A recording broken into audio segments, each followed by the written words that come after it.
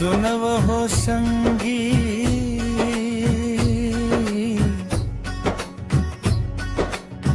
सुनव हो भाई बहिनी, आज मैं गाथा गाथों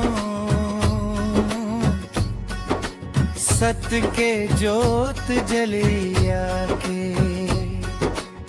जिसने अंधियारा मन सच्चाई के दिया बारिश,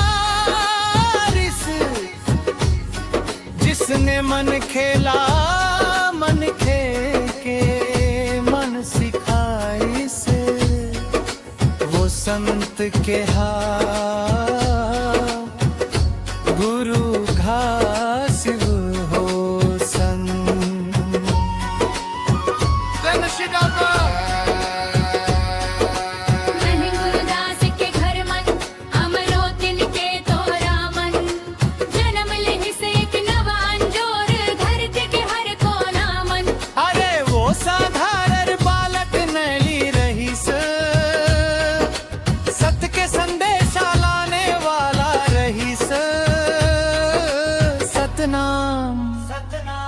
सतनाम सतनाम बोल वरे मनवा सतनाम,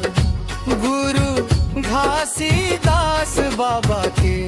गूंजे चारों धाम। सत्य के रद्दा समता के बात सेवा के दीप जलाए, गुरु बाबा के पावन संदेशा जन जन के मन भाए।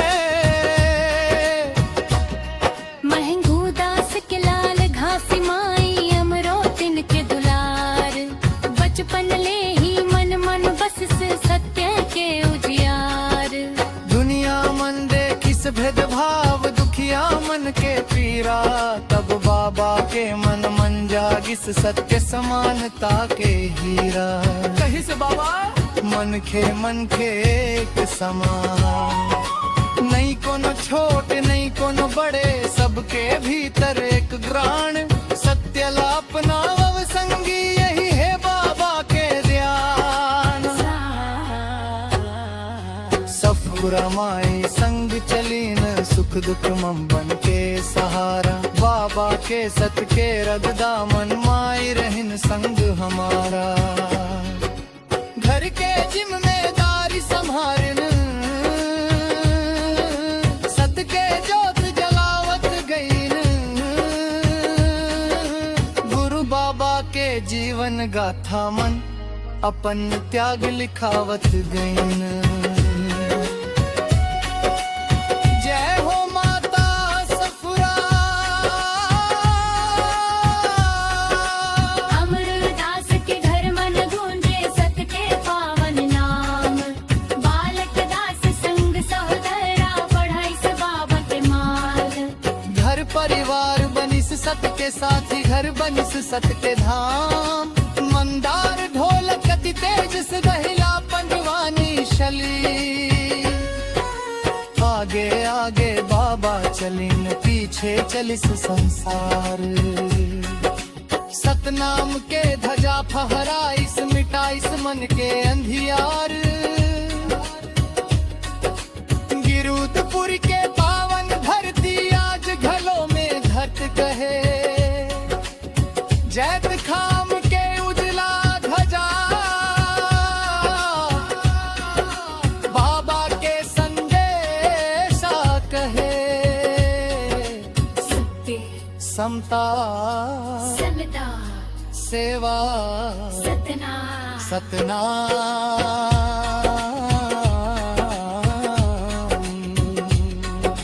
सतनाम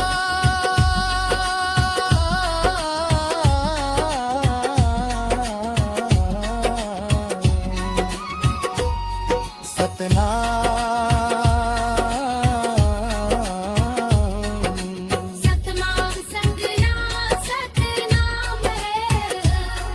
गुरु घासीदास बाबा के सतनाम।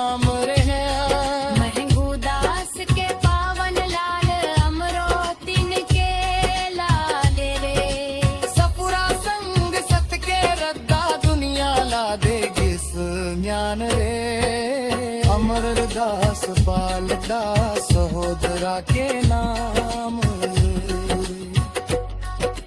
गुरु परिवार के गाथा गूंजे चारों पोती सतनाम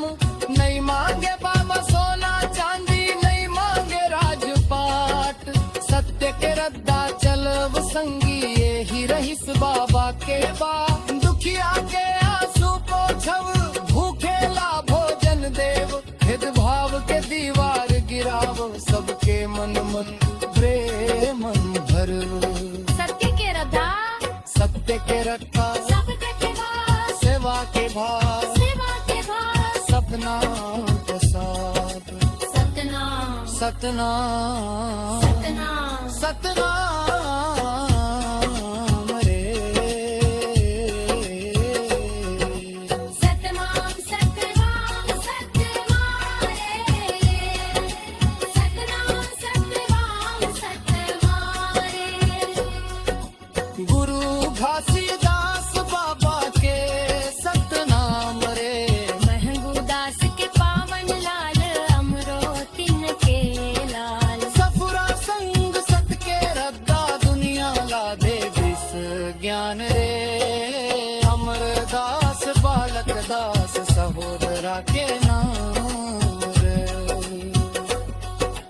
गुरु परिवार के पावन गाथा गुंजे जारो माम रे सत्य के साथ झलक भरव समता के फूल खिलक रे सतनाम सतनाम सतनाम सतनाम